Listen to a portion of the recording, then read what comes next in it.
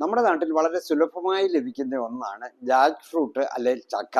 അടുത്ത കാലം വരെയായി അതിന് വലിയ പ്രാധാന്യം നമ്മൾ കൊടുത്തിരുന്നില്ല.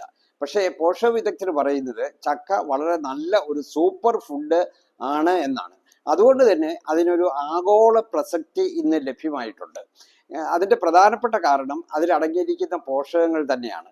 അതിൻ്റെ അടങ്ങിയിരിക്കുന്ന പോഷകങ്ങൾ എന്ന് പറയുമ്പോൾ അതിനകത്ത് കാർബോഹൈഡ്രേറ്റ് കുറച്ചുണ്ട്, അതുപോലെ തന്നെ പ്രോട്ടീൻ ഉണ്ട്, നാരുകൾ ധാരാളമായിട്ടുണ്ട്, അതുപോലെ തന്നെ അതിനകത്ത് കൊഴുപ്പ് വളരെ കുറവാണ്, കൊളസ്ട്രോൾ ഒട്ടും തന്നെ ഇല്ല എന്ന് വേണമെങ്കിൽ പറയാം.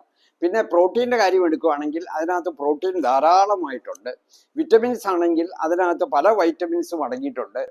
ബി വൈറ്റമിൻസ് ഉണ്ട്, വൈറ്റമിൻ സി ഉണ്ട്, അതുപോലെ തന്നെ വൈറ്റമിൻ എ ഉണ്ട്. ധാതുക്കളുടെ കാര്യം എടുക്കുകയാണെങ്കിൽ അതിനകത്ത് പൊട്ടാസ്യം ഉണ്ട്, മഗ്നീഷ്യം ഉണ്ട്, ഫോസ്ഫറസ് ഉണ്ട്. പിന്നെ പല ഫൈറ്റോ ന്യൂട്രിയൻസ്, അതായത് പ്ലാന്റുകളിൽ മാത്രം അല്ലെ സസ്യങ്ങളിൽ മാത്രം അടങ്ങിയിരിക്കുന്ന ചില പോഷകങ്ങളാണ് ഫൈറ്റോ ന്യൂട്രിയൻസ്. അവയും ഈ ചക്കയിൽ ധാരാളം ഉണ്ട് എന്നാണ് പറയുന്നത്. ഈ ചക്കയുടെ ഏറ്റവും കൂടുതൽ പ്രയോജനം ആർക്കൊക്കെയാണ് എന്നുകൂടി നമ്മൾ അറിഞ്ഞിരിക്കണം. നമുക്ക് ഇതിനെ ഗോതമ്പിന് പകരമായിട്ട് അല്ലെ നമ്മുടെ ഉച്ചയ്ക്ക് ചോറിന് പകരമായിട്ട് ഒക്കെ സബ്സ്റ്റിറ്റ്യൂട്ട് ചെയ്യാവുന്ന ഒന്നാണ്. അപ്പോൾ അതിന് പകരം നമ്മൾ ചക്കപ്പുഴുക്ക് കഴിച്ചാൽ മതി. ഇത് പ്രമേഹ രോഗികൾക്ക് വളരെയധികം പ്രയോജനം ചെയ്യുന്ന ഒന്നാണ്. അവരുടെ രക്തത്തിലെ പഞ്ചസാരയുടെ അളവ് കുറയ്ക്കുവാൻ ഇത് വളരെയധികം സഹായിക്കും. കാരണം ഇതിനകത്ത് നാരുകൾ ധാരാളമുണ്ട്, മറ്റു പോഷകങ്ങളുണ്ട്. ഇവയൊക്കെ രക്തത്തിലെ പഞ്ചസാരയെ കുറയ്ക്കുന്നതാണ്. പിന്നെ പ്രമേഹം വരാതിരിക്കാൻ ആഗ്രഹിക്കുന്നവർക്കും ഇത് വളരെയധികം പ്രയോജനം ചെയ്യും. ഹൃദയാഘാതം വരാതിരിക്കാൻ ആഗ്രഹിക്കുന്നവർക്കും ഇത് വളരെ നല്ലതാണ്. കാരണം ഇതിനകത്ത് ഒട്ടും തന്നെ കൊളസ്ട്രോൾ ഇല്ല. ഇതിനകത്തുള്ള വൈറ്റമിൻസ് ഒക്കെ വളരെ നല്ലതാണ്. പിന്നെ ചക്കയുടെ ഏറ്റവും കൂടുതൽ പ്രയോജനം ലഭിക്കുന്നത് നമുക്ക് ഫാറ്റി ലിവർ കുറയ്ക്കാൻ വേണ്ടിയാണ്. നിങ്ങൾക്ക് എല്ലാവർക്കും അറിയാം, ഫാറ്റി ലിവർ ഇന്ന് വളരെ സാധാരണയാണ്. മിക്ക ആൾക്കാരെയും അൾട്രാസൗണ്ട് സ്കാൻ ചെയ്ത് നോക്കുമ്പോൾ അവർക്കൊക്കെ ഫാറ്റി ലിവർ ഉണ്ട്. അങ്ങനെ ഫാറ്റി ലിവർ ഉള്ളവർക്ക് ചക്കപ്പുഴുക്ക് കഴിക്കുകയാണെങ്കിൽ കരളിൽ അടിഞ്ഞുകൂടിയിരിക്കുന്ന കൊഴുപ്പിനെ നീക്കം ചെയ്യുവാൻ ഇത് സഹായിക്കുന്നു എന്നുള്ളതാണ്.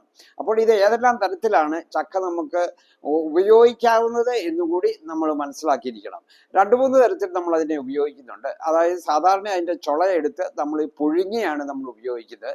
അതിൻ്റെ കൂടെ മറ്റ് വെജിറ്റബിൾ കറീസോ അല്ലെ ഫിഷോ ഒക്കെ നമുക്ക് വേണമെങ്കിൽ ഉപയോഗിക്കാം. പിന്നെ അതിൻ്റെ ചുള ഇന്ന് പൗഡർ രൂപത്തിലും ലഭ്യമാണ്. അതായത് ഫാക്ടറിയിൽ അത് ഉണക്കി പൗഡറാക്കി. അപ്പോൾ നമുക്ക് എല്ലാ സീസണിലും ഇത് ലഭിക്കുന്നു എന്നുള്ളതാണ് ഇതിൻ്റെ പ്രത്യേകത.